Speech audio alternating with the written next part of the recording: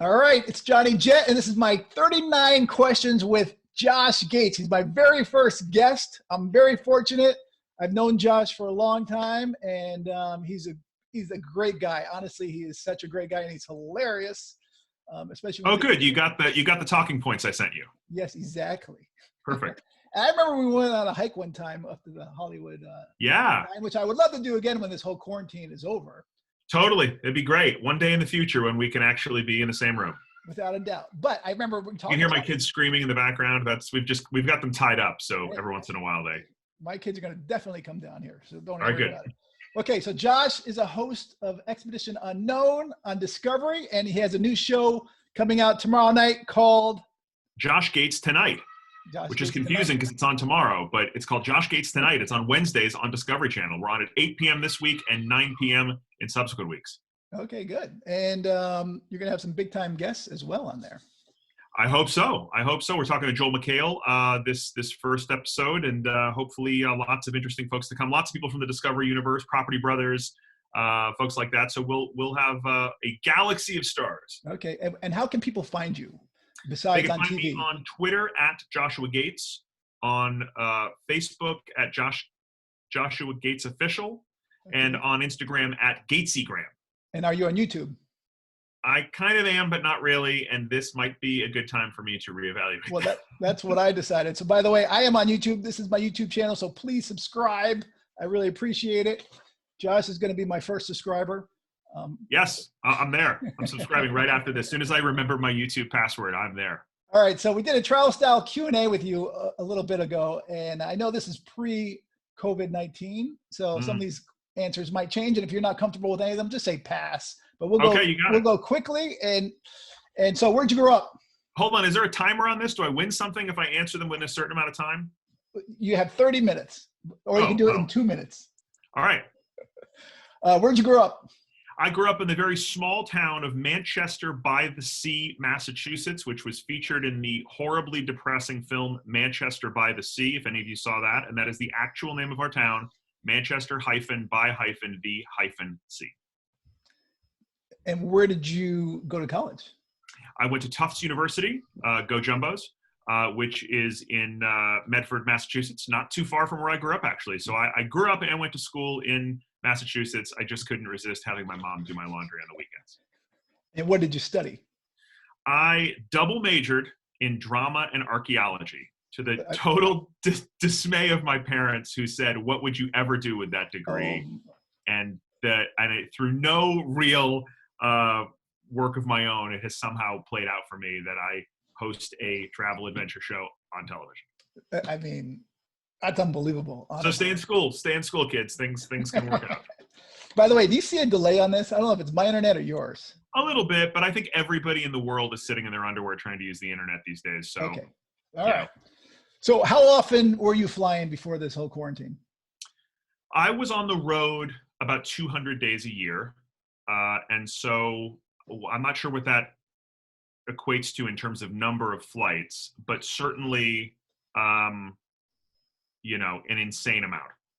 Let's say that. I feel they know my name at LAX, which is a bad sign. When you come into the airport and they go, "Morning, Josh," that's not good. That's not good. Although it is good because usually they'll upgrade you, but you don't need that because they're already buying you some good ones. So how many countries have you been to?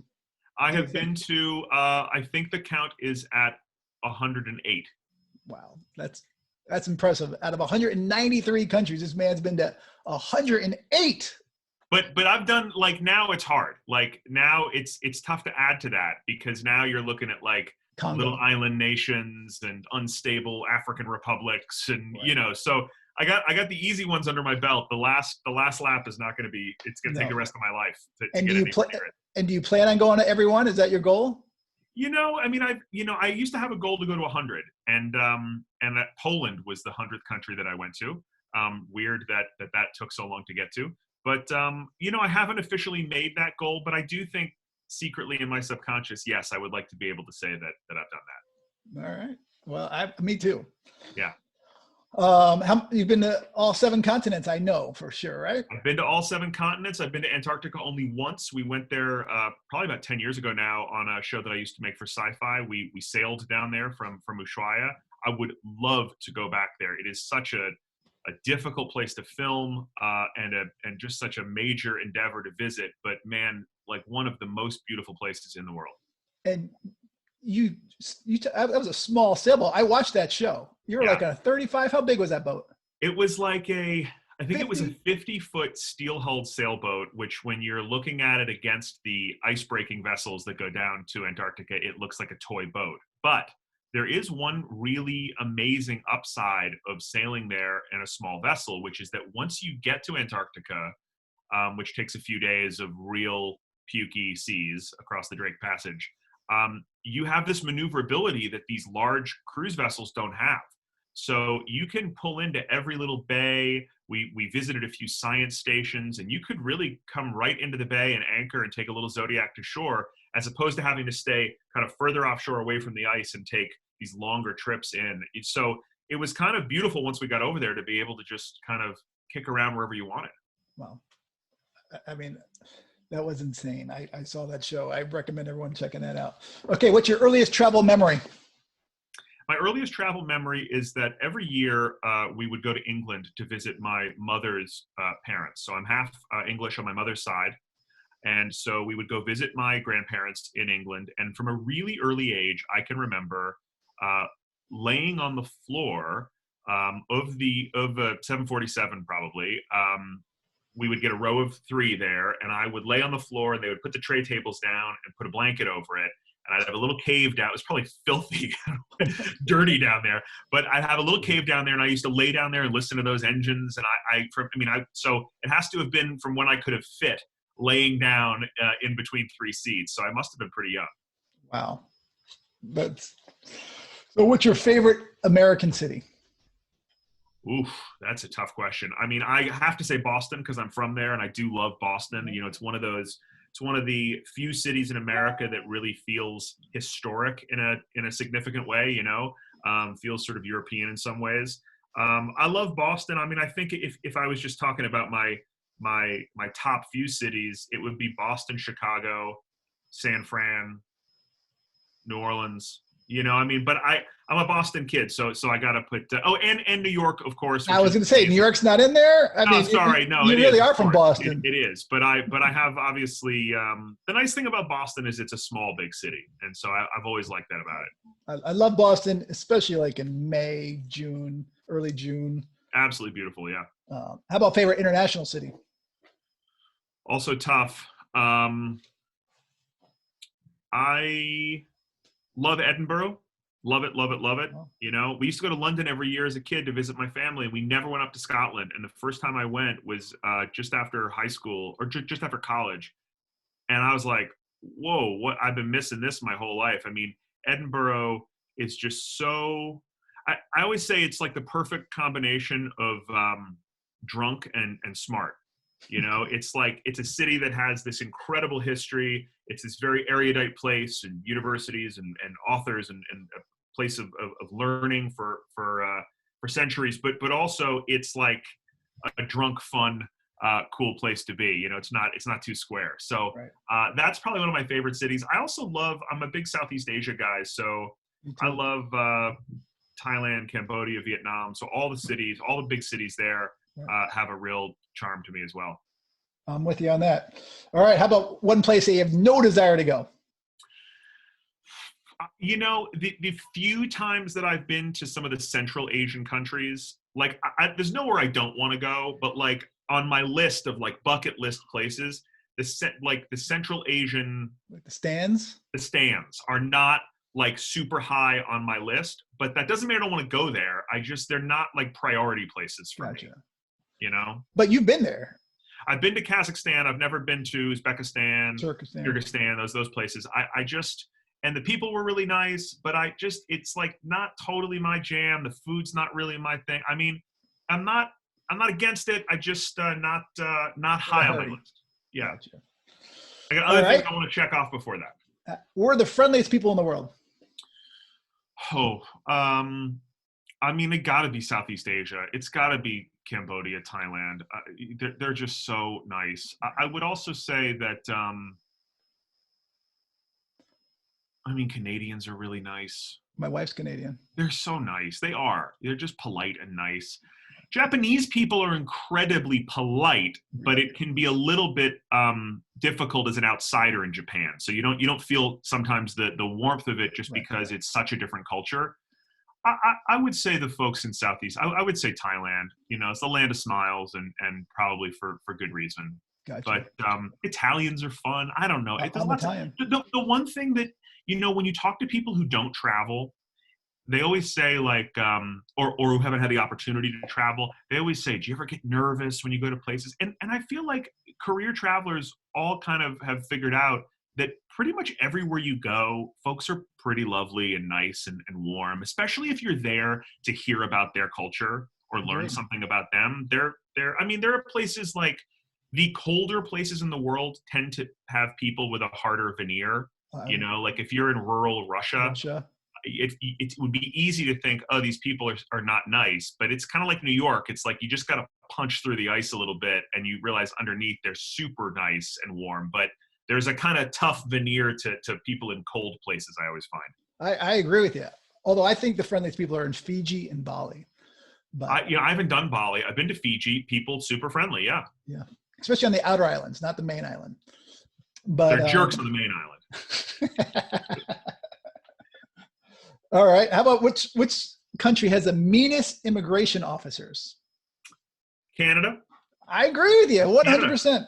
100%. I've never seen, I don't understand it. Australia too is really tough. Canada is the weirdest thing to me. The people are universally nice. The police are fairly nice when you're there, but the immigration folks coming into Canada are so strict, so unpleasant.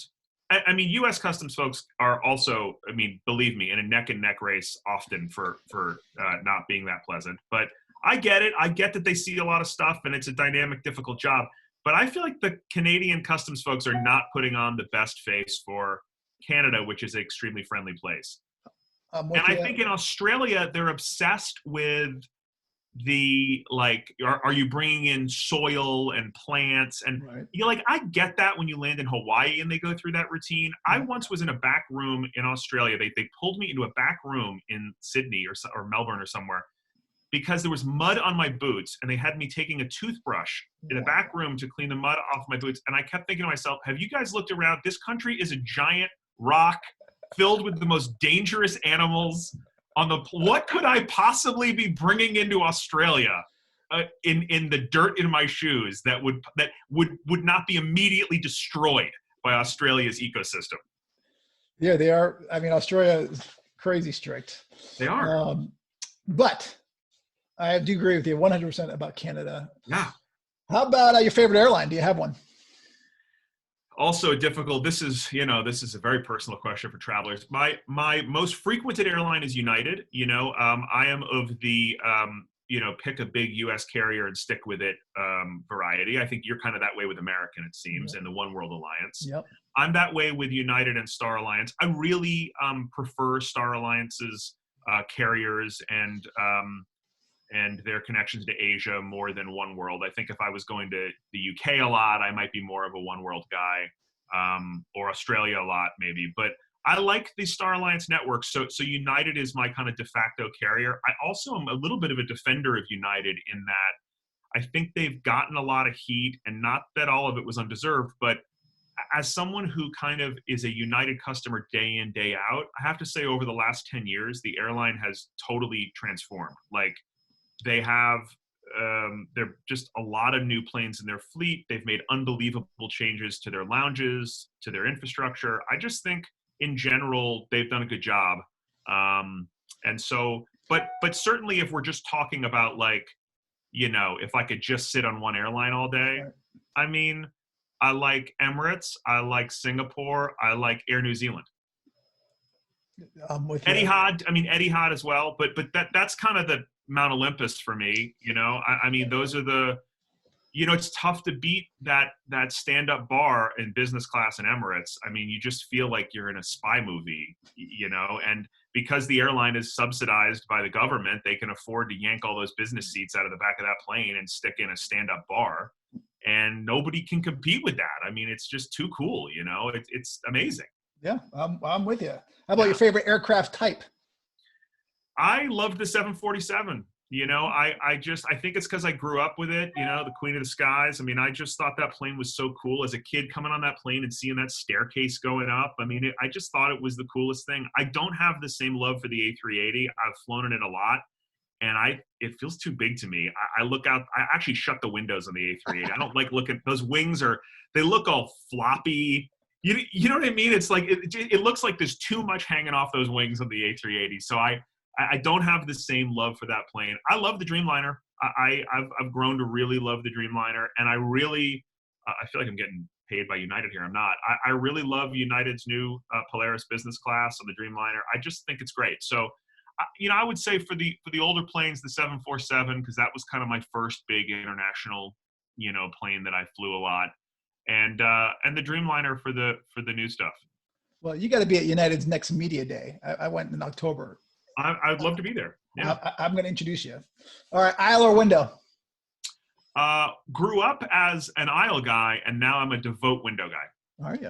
Yeah, Okay. big time. I just like having that. First of all, I like looking out the window. I have a real thing. I can't believe when people shut the shade at, I'm with you. I mean, I get it if it's like we're on like a 5 a.m. red eye and you're not awake yet and the world is, you know, painful.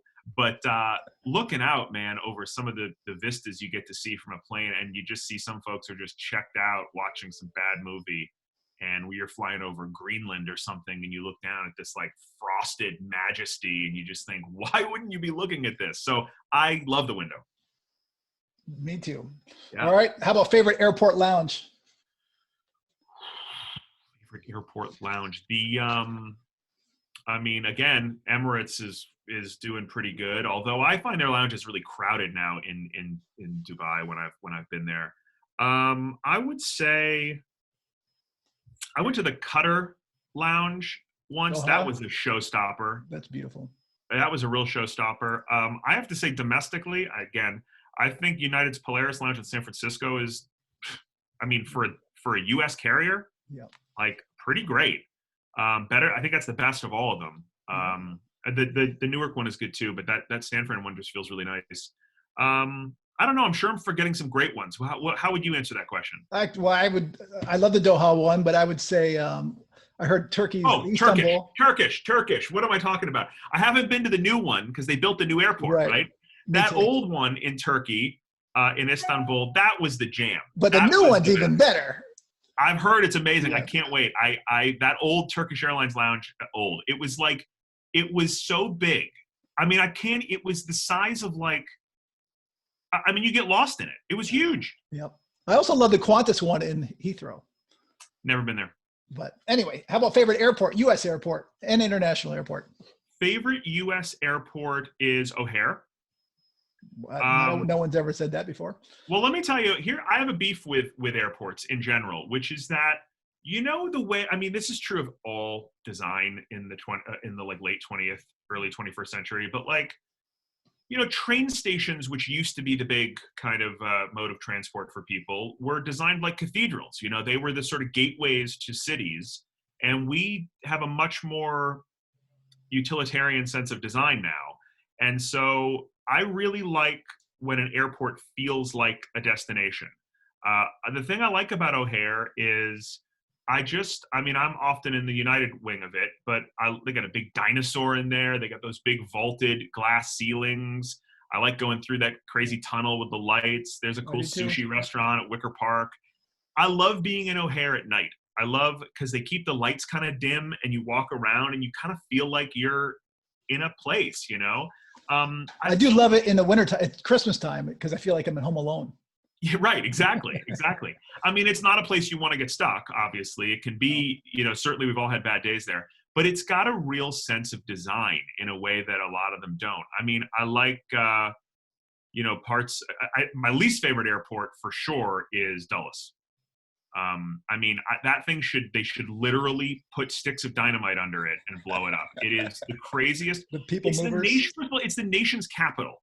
And the airport, if you've never been to Dulles Airport, the ceilings are about 9 feet high, right? So you're in like, you feel like you're just in like an office building.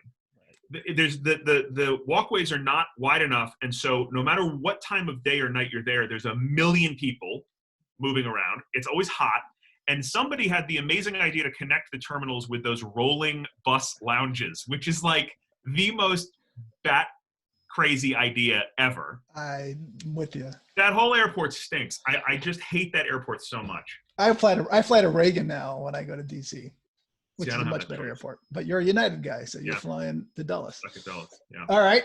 So did you your favorite international airport? You didn't say it. I like Suvarnabhumi. I like Bangkok, Thailand. I feel like I'm inside the Battlestar Galactica there. It is a giant spaceship design. I have not been to the Singapore. You haven't been to Changi? Haven't been to Changi. You never been to Singapore? Well, no, I shouldn't. Sorry. I have been to Singapore, and I've been to that airport. I've not been there since they did the big to-do with it. I mean, I've been there before. Yeah, but even before that, it was an amazing airport. It was. I mean, it was awesome. But now that waterfall thing and all that, I haven't seen any of that yet. Okay. Favorite hotel? My favorite hotel is the Banyan Tree. I'm a big fan of Banyan Tree. Which one? Any of them. I just love, I just think they're awesome. I think they're a cool company. I like their hotels. I've stayed in 3 or 4 of them. Okay. They're spendy, but I love them. I think that Mayakoba property is awesome in Mexico. Yep. I tend to stay in their Bangkok Tower Hotel when I'm there. It's more of a business hotel. It's got that awesome rooftop bar. I just think they're great. I haven't done the Amman hotels. Everybody loves those. That's what we did on our honeymoon. Yeah, I've heard those are great. I mean, I've had sensational stays at other places. The Four Seasons in Chiang Mai in Thailand, that's a showstopper. That's insane. Absolute showstopper. Yeah. But I have to say, my travels are largely not luxury travels, and so a lot of these big destination hotels I've never been to. I mean, I just have not had the opportunity to take a lot of time and go to them. I went to the Four Seasons one because, again, it was where we got engaged, my wife and I. But by and large, I'm out in a dirt hut somewhere. So I got a lot of catching up to do on the luxury hotel front. But my stays at Banyan Tree have always been really, really wonderful. I like them as a hotel. In the States, I don't know. I don't even know if I have a go-to. Well, I don't even have a question for that one. Oh, good, great. Yeah, I'm you got about 12 more questions. So, favorite travel credit card? I'm an all-in guy. I'm on the United Explorer business card because I'm all in. I don't do the Amex thing because if I'm in an airport, I'm always on a Star Alliance flight, and I just go to the Star Lounge. And I know those. I've been into those lounges, the Amex lounges. They're cool, but I'm all in with United. Gotcha. Favorite island? Ooh.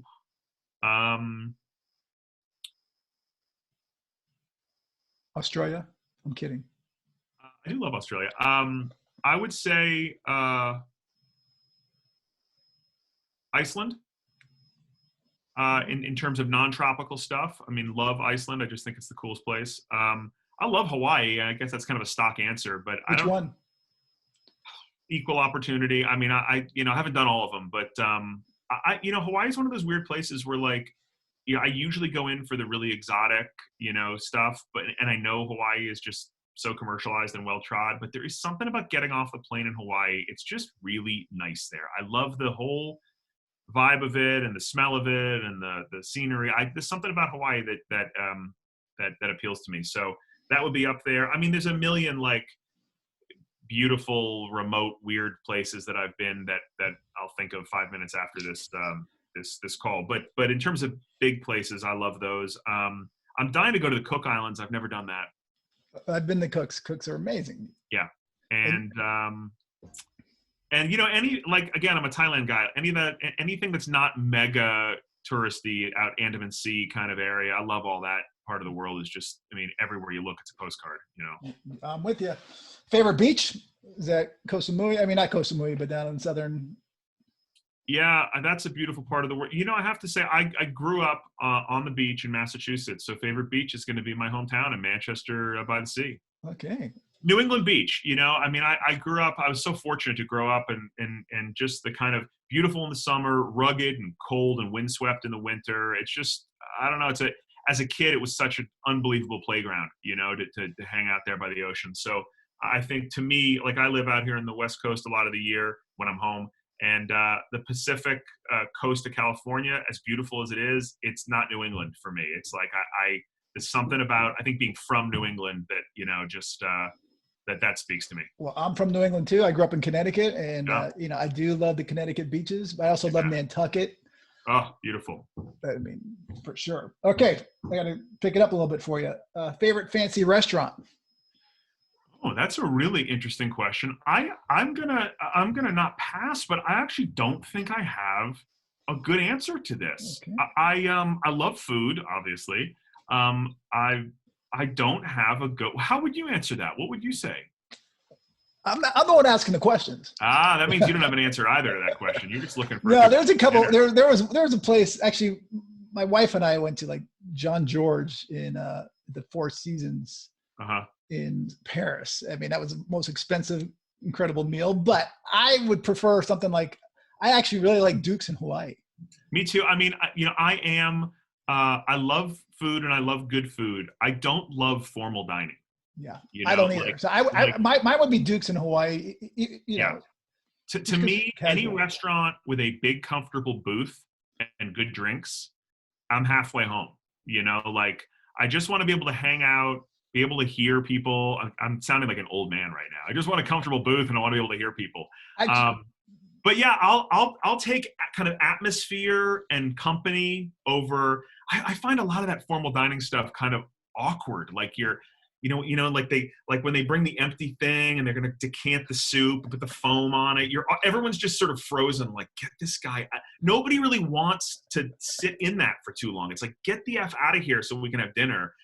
When that goes on too long, I get a little stir crazy. How about favorite hole in the wall? Oh boy, a lot. I mean, I don't know about hole in the wall, but like I love like simple eats institution places. I grew up a few towns over from me in Beverly, Massachusetts. There's a place called Nick's Roast Beef that makes the best roast beef sandwich in the world. And I would have put on, if there was a Nick's Roast Beef near where I live now, I would be had to be airlifted out of this house if I could have gotten takeout from there. I would say that there's like a little place in Gloucester, Massachusetts near me that makes awesome clam chowder. I think I just like places here in LA. I love Philippe's. I love a good French dip sandwich. You know, I've never been to Philippe's. Oh man, Philippe's is awesome. That's our first stop when the quarantine's lifted. We'll go to Philippe's and get a French dip. Home of the French dip. Home of the French dip. Johnny. So I assume that's your favorite food. Next question was your favorite food. So I'm going to go. Love sandwiches. Love Italian food. I mean, it's tough. I love Thai and Italian are my top on the fighting for the top shelf. Probably Italian wins. I mean, there's no country I enjoy eating in more than Italy. I'm with you. How about favorite fruit? That stumped me for some reason. I feel like I'm taking the test from Blade Runner right now to determine if I'm a replicant. Like it's like the most random, the Voight-Kampff test. My favorite fruit is a Mangosteen peach. is mine. Mangosteens are good. I'm gonna say peach. Okay. I'm not even sure that's right. I think I just said that because I'm panicking. All right. How about drink of choice in the air and in the ground? Drink of choice on the ground, like if I could go anywhere, would be an amazing tiki bar. I am a tiki drink aficionado, a really well-made Mai Tai. And it's not as easy. It can't be just a sugary mess. It has to be the right combo. But a great Mai Tai if I was just could have a drink magically appear in my hand. Yeah. In the air, wine. I drink more wine when I'm flying than I do when I'm home. Wow. I only drink water when I'm flying. That's it, really? Yeah, that's it. Do you eat the food? I do. Yeah, I do too. But and the cookies. Yeah. This is when I get upgraded. Favorite travel movie? Favorite travel travel movie. Can I guess what your favorite travel movie is? I'm kind of hoping you will, because I can't think Indiana of. Jones. Well, I don't think of that as a travel movie. What do you mean do you mean a movie that just takes place in different places? Yeah. I thought it had to be like up in the air, like something about travel. No, it can be anything. Oh, Mine's Crocodile if it's Dundee. just a movie about international locations, yeah, Raiders of the Lost Ark. I mean, no Okay. question that would be Raiders. That That's movie, when I was a kid, I mean, I sort of was a steady diet of Raiders, Goonies, and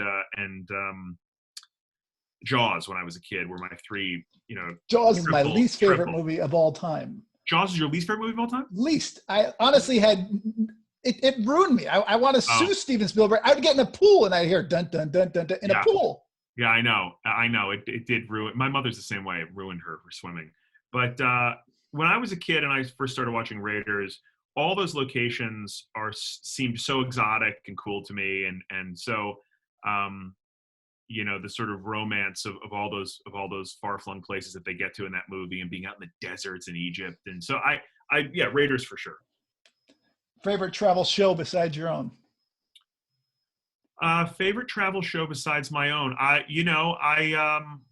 thought what Bourdain was doing was really amazing there at the end. I thought Parts Unknown was really cool. I mean, one of the things that he managed to do that very few people pull off is he was making a show for himself. I mean, he and his team were not worried about, how action-packed is it, how fast-paced is it. It was really a show that was about what he wanted it to be about, and I thought it was beautifully shot. And so I would say that show is one I looked on to with a lot of envy, because it's hard to just sort of make something that's effectively a commercial show. It's not just something he's doing at home. He's doing it for a network.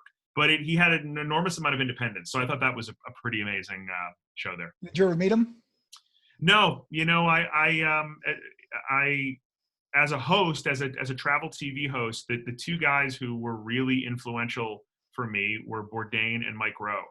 And Bourdain is a writer, I mean, he was a great host, but I think of him as a writer more than anything. His writing is awesome. And if people haven't read his stuff, it's just great.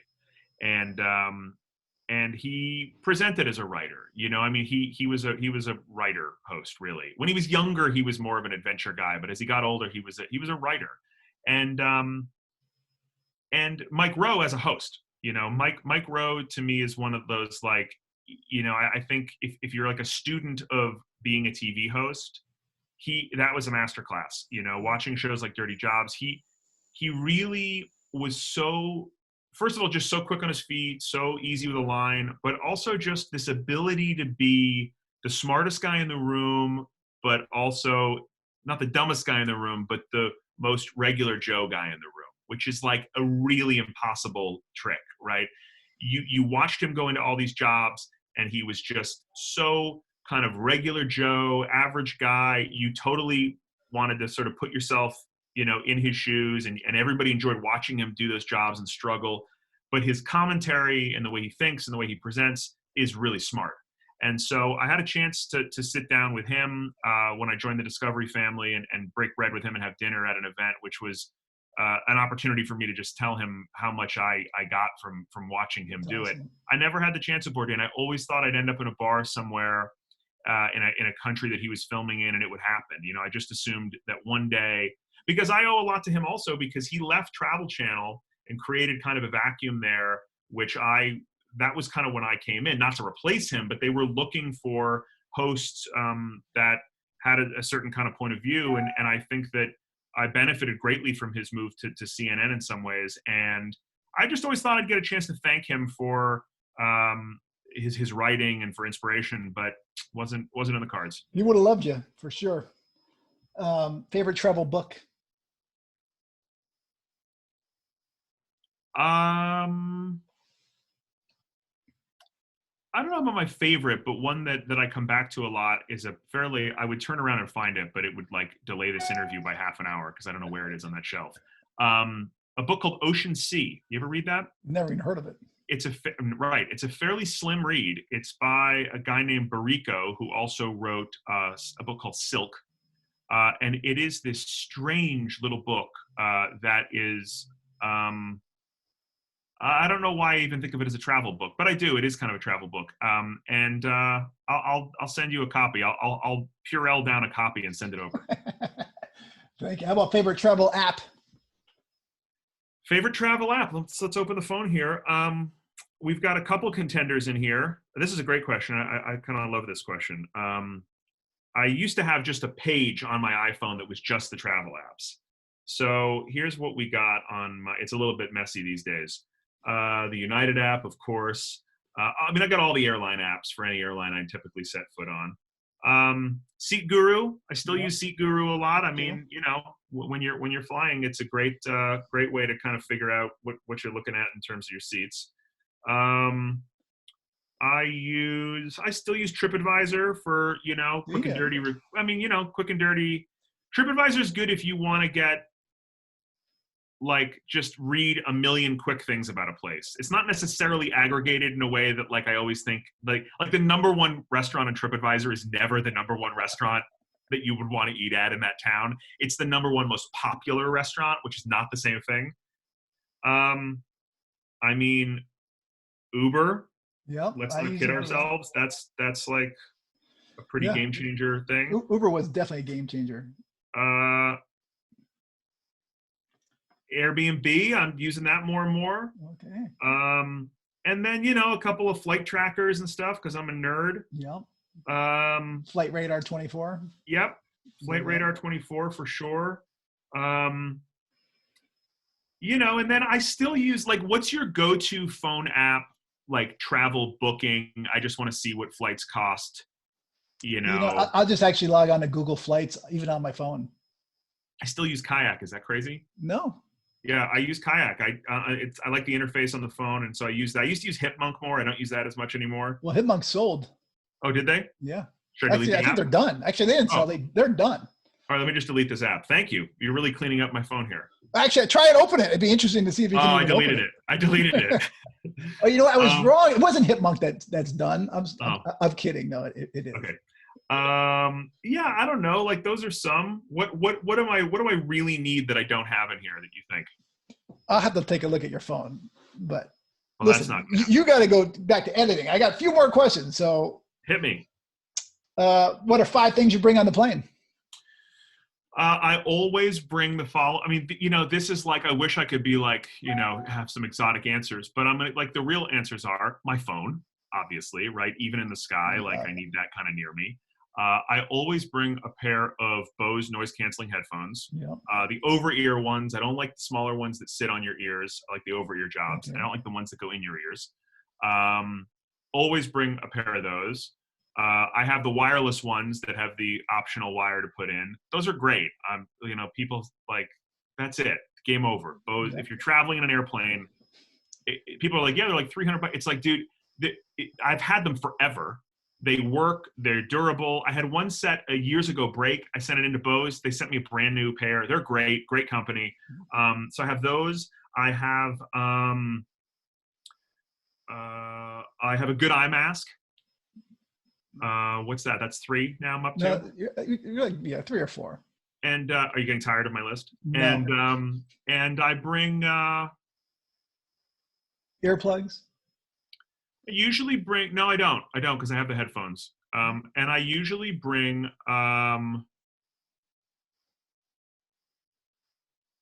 a good book, but I have to be honest, I usually get sucked into like, I don't get to go to the movies as much as I used to, and I love going to the movies. So when I travel, I typically catch up on all the bad movies on there. And do you speak to your seatmate? Yeah, that's a fine, like, we could do a whole program on that. I mean, that's a fine dance, right? Because you first have to suss out whether or not you're opening a door to something that is going to now torture you for 10 hours, right? You want to have a relationship with your seatmate, right? Because you're going to have to work together. You're going to have to step over them. You're going to need something. Like, there's going to be, you know, but you don't want the business guy who just wants to talk for 10 hours about the new product that I was once on a flight. I shouldn't call this person out, but I'm going to. I was once on a business flight to, I want to say it was Australia. I want to say it was a Qantas flight to Australia. So, like, you know, one of the longest flights. 14.5 hours. And directly in front of me in business was a guy, and there was a woman sitting on the other side of the aisle, and he was the guy that had invented the Scrub Daddy. Scrub Daddy is a sponge that is in the shape of a face, and I have to say, shout out to Scrub Daddy, it really works. And it's this like miracle sponge as seen on TV. And he was flying with an orange polo shirt on with the Scrub Daddy logo on. Like he's the inventor, CEO of Scrub Daddy. They've sold like 1 billion units. The guy is probably rich as Croesus, and he's flying with the Scrub Daddy. Like he's going to do an infomercial at any minute. And he talked to this woman for as long as she could stand it about the Scrub Daddy. He just was like, it does this, it does that. We're working on a new version. And she, by the end of the flight, looked like she would do anything to not hear about it. She was like, okay, I'll buy it. I'm on it. But I have to say that's probably why this guy is successful, is he is this passionate about kitchen sponges. Well, so I want to talk to the person next to me, but I also want to be able to watch my movie. And have you ever sat next to a celebrity? Yes, I sat on a United flight next to Jason Bateman, not like a couple years ago. How was he? And we did not speak at all, except once the flight attendant couldn't hear him. She said, "Would you like something to drink?" And he said, "No, thank you." And she said, "A water?" And he said, "Nothing." And she said, "Diet Coke?" She couldn't hear him. And she kept trying to fix his drink order, and he kept just trying to say, "I don't need anything." And she walked away, and he just looked at me and he went, "Jesus Christ." And that was our entire interaction. And I recently sat next to Christopher Lloyd, Doc Brown, on a United flight, and I was so starstruck that I could not speak. I couldn't even, I never go up to people and do the thing, but I wanted to with him, because I've seen that movie. I could recite that whole movie. I just couldn't do it. You didn't say anything to him? I didn't say anything to him, and then through an incredibly bizarre turn of events, I ended up at a dinner with him several months later and got to talk to him for like an hour. Wow. But no, I was too nervous to speak to him. That is crazy. I was on a flight with Newt Gingrich once too. What do you always seem to forget when you travel? The plug portion of the iPhone plug. I mean, how many of those have I bought? How much money have I sunk into that little nugget cube thing? Or just the USB cable? I mean, just that. For sure. Both of those, for sure. Hotel rooms, those get left behind the bureau. Because if I'm somewhere for more than a few days, I try to run it behind the bureau and make it look kind of nice in the bedstand, and then you leave it there. I'd say that. Oh, my phone's ringing. There you go. I would say that. I would say rarely my wallet, never my passport. I'm usually pretty good about that. Pocket knives. On the show, I'll tend to have a pocket knife, and then you leave it in my bag and you get to the airport, that gets thrown away. I've thrown away a bunch of just little pocket knives and stuff. And then like the toothbrush thing. Usually I leave it at home. All right. 4 more questions. Are you ready? I'm ready. All right. Worst travel moment. Worst travel moment. My worst trip was a road trip with a buddy of mine, and I tried to drive from here in Los Angeles to the tip of Cabo San Lucas. We had no money. We were broke as a joke. We went over the border to Mexico, rented an old school VW Beetle with no air conditioning and no radio, and drove the 1,000 miles down the Baja Peninsula in the most horrendous heat ever, only to arrive in Cabo to a hurricane because we had not checked the weather. And we were in the hotel for 3 hours and were evacuated and drove back to Tijuana. And the flooding in downtown Cabo happened immediately, and our car flooded with about 2 inches in the car of like sewage water. Oh my God. And we drove straight back. That was the worst trip of my life. I also once got Lyme disease in a hut in the middle of Africa, and that was the worst night of my life. Oh my God. Most embarrassing travel moment.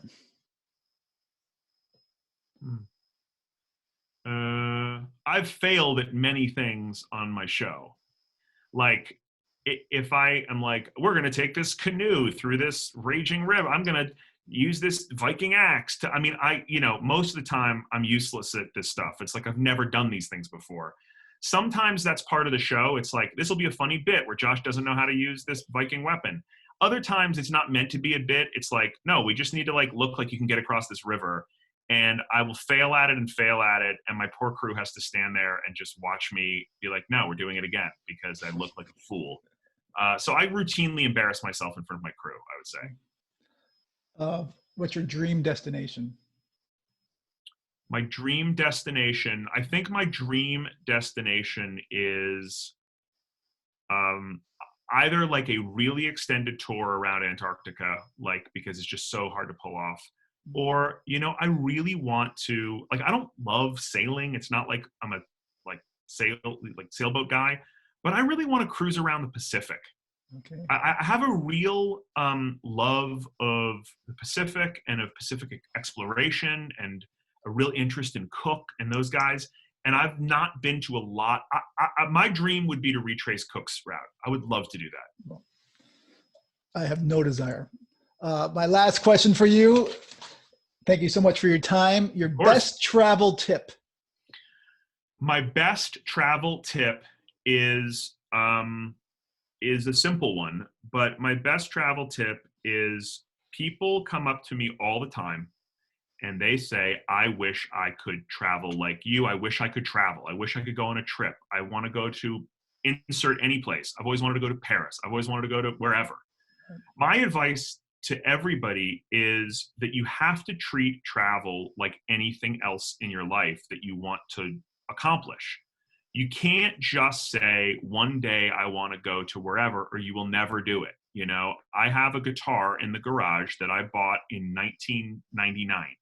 And every year I said, I'm going to learn how to play this guitar. I could not play you a chord on this guitar because I just say it. It's like, It's this like wish list item. If you want to go somewhere, you got to save your pennies, you got to plan, but you also just got to say, I'm doing it. Okay, I'm going to go to Paris in 3 years. And here's the piggy bank, and here's the plan, and we're going to do some math, and we're going to learn about seasonal airline sales and how to use credit cards to bank miles, and we're going to follow Johnny Jet, who can tell you how to do all that stuff. But until you kind of say, I'm doing this, you'll never do it. And so I just tell people, if you really want to see the world, and I know that there are these real impediments, right? Like Americans get less vacation time than almost any other industrialized nation in the world. So I know it's not easy, but it'll never happen unless you do it. So my advice is simple, which is make it real. Like just say, I'm going to do it, make a goal, and then you'll really do it. Yep, that's a great tip. And I've given that many times to people too. I believe it wholeheartedly. Yeah. You have to stop drinking Starbucks every day. It's $5 a glass or cup. Totally. You buy some cheap coffee at home, save the Starbucks run. And if you just like, I think that, you know, people often talk about, I mean, I could bore you for hours, but like people, one of the things that bugs me is when people wax about this golden age of travel, like in the 50s and 60s, because we have these romantic images of these like Pan Am Clippers and like some flight attendant, like slicing up a pot roast in the galley and all this stuff. It's such a crock. Back then, travel was only for the rich. Yep. Those planes crashed a lot, by the way. Travel was super dangerous before the jet age. And if you wanted to go like from San Francisco to Asia, it took like 6 days. You had to go across, you had to stop at every island in the Pacific, right? Today, and I know you preach about this all the time. I mean, like, you know, extended range 777s, things like that could hypothetically connect any two cities on the planet. I mean, you can go anywhere in the world just about these days. And you can do it affordably. Like you don't have to be rich to fly anymore.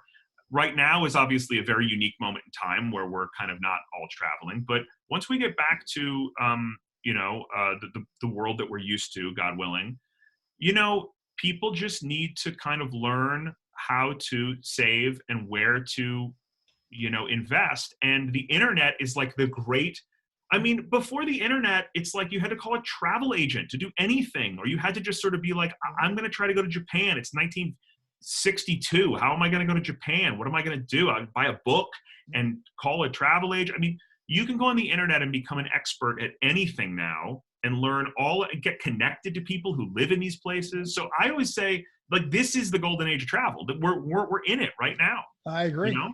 I agree. So people just got to like take that step and say, like, you know this to be true, right? Like if you get an airline credit card, right? Yep. or one of the other, choose your poison. And you, I know, advise people about this all the time. And you just spend what you normally spend, but you funnel it all into one of these cards. Yep. Or you sign up for multiple cards and you play that game. Yep. If you kind of work that system, you're not spending any more money than you normally spend. Maybe you're spending $90 a year or something on a fee for the card. Right. But you could earn yourself, especially if you can get crafty and put some big payments on those cards, things that you normally pay that maybe you can divert to a credit card payment, as long as you can make the payments on it. Right? You have to make your payments every month. Otherwise, it's not worth it. Not worth it. You got to pay the credit card off. Yep. But what I'm saying is things that you normally pay for every month with a checkbook or with an auto pay. Yep. If you can divert that stuff to a card and still make those payments to get clean every month, because that is the trap. You can travel, you can fly at least, or even hotels for free. I mean, you can get there, and anybody can get there. You don't need to be a big spender. It might take you a couple years, but okay, in a couple of years, you got a free trip to Paris. For sure. So it's not just for the jet set, and especially if you can go off season, stuff like that, man. I mean, the world is open to people. They just got to go, okay, I'm going to do this. Yep, you just got to do it. Yep. Just do it. So thank you again for doing it. How can people find you? They can find me on Twitter at Joshua Gates, and they can find me on Instagram at Gatesygram, and you can search for Joshua Gates Official on Facebook. Boy, I wish I'd snapped up one name earlier for all those. But they can find me there. They can also find me at joshuagates.com, and they can find me on Discovery Channel. Every week, I'm going to be hosting a talk show this week at 8 p.m. On Wednesday, but in subsequent Wednesdays at 9 p.m. And it's literally me in my house here trying to figure out how to film a TV show. And so it's casual and it's fun, and it's a way to kind of have an adventure while we're all here at home. Well, Josh, I can't thank you enough for taking the time. I honestly thought it was going to take 5 to 20 minutes. It's taken over an hour and 20 minutes. You know what? Can you tell it? I don't get to talk to people much lately. Well, listen, you guys can find me right here. Just please subscribe to my new YouTube channel. Also like it if you like what Josh has to say, which I'm sure you will. And hopefully we'll do this again, Josh. Yeah, and you know what, man? It's always great talking to you.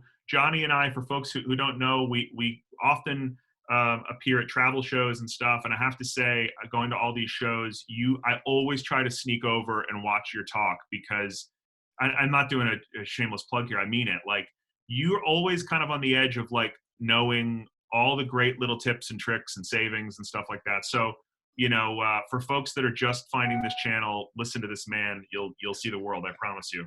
I appreciate it. Thanks, Josh. Yeah, it's true. All right, buddy. All right, buddy. Good luck, and I'll be watching it tomorrow night. What are the odds that you forgot to hit record on this? Anything? Listen, I've been looking every time I look in the upper left-hand corner. I'm making sure it's recording, because I'm like, this will be a nightmare. All right. Well, I look forward to doing all this again in 10 minutes. All right, buddy. I'll talk to you.